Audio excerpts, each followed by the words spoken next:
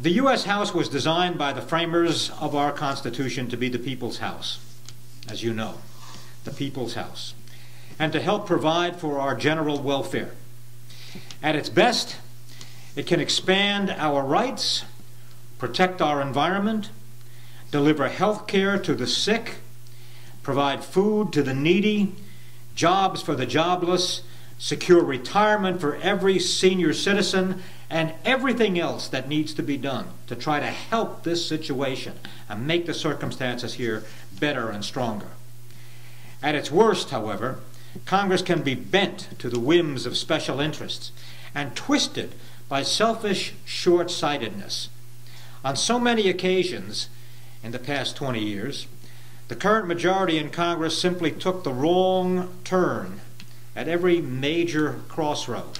From the unfair trade deals and the deregulation of Wall Street in the 1990s to the military incursion in Iraq, we have seen how Congress can make a real mess of things.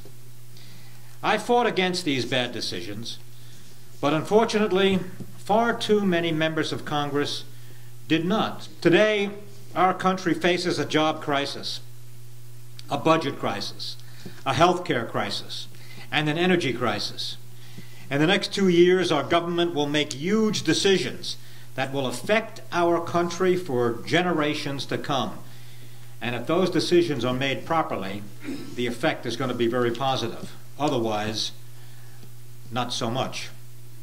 On Social Security, the Republicans want to raise the retirement age and privatize the program.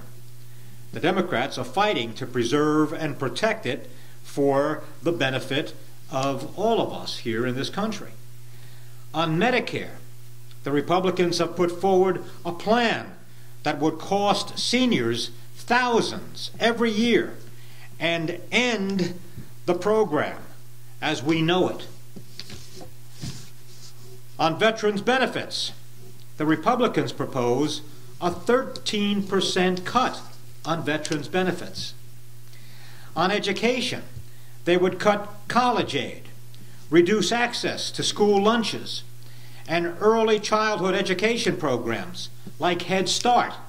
On the economy, they would protect special tax breaks for the very wealthy, while cutting job-creating investments in infrastructure and energy for working people.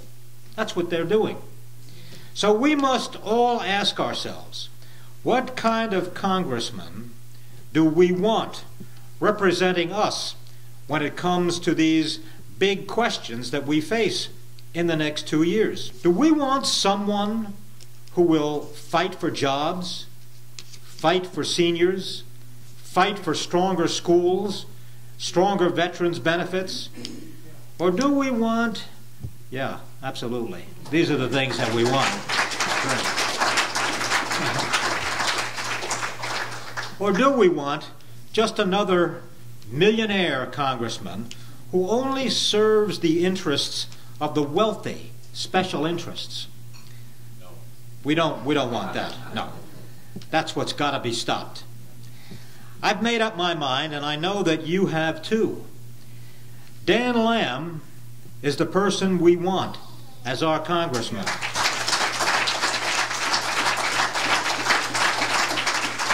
So now it's time to go out there, talk to our friends, neighbors, and coworkers to make sure they know the real choice that is so effective and positive in this election.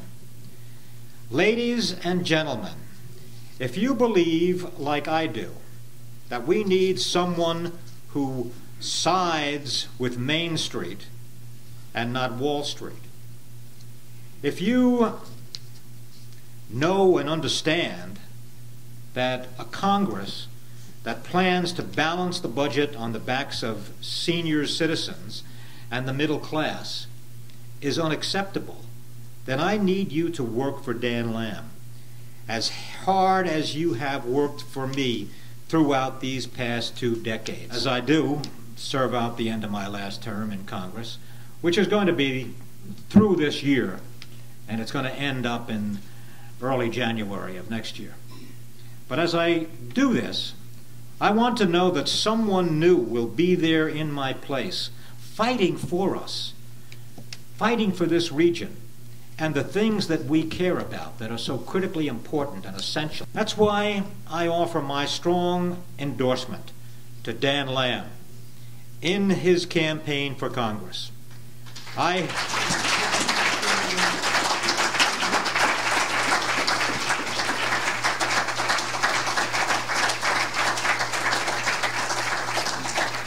Thank you very much for doing that. I appreciate it. I hope that you will work with me and do everything that we can to see that he is elected this November. Thank you all again for your strong support for all of these years. It has been a great honor for me to serve. As I step aside, I am proud to know that Dan is stepping up to continue the fighting for everything that we believe in. Ladies and gentlemen, here he is. Thank you very, very much.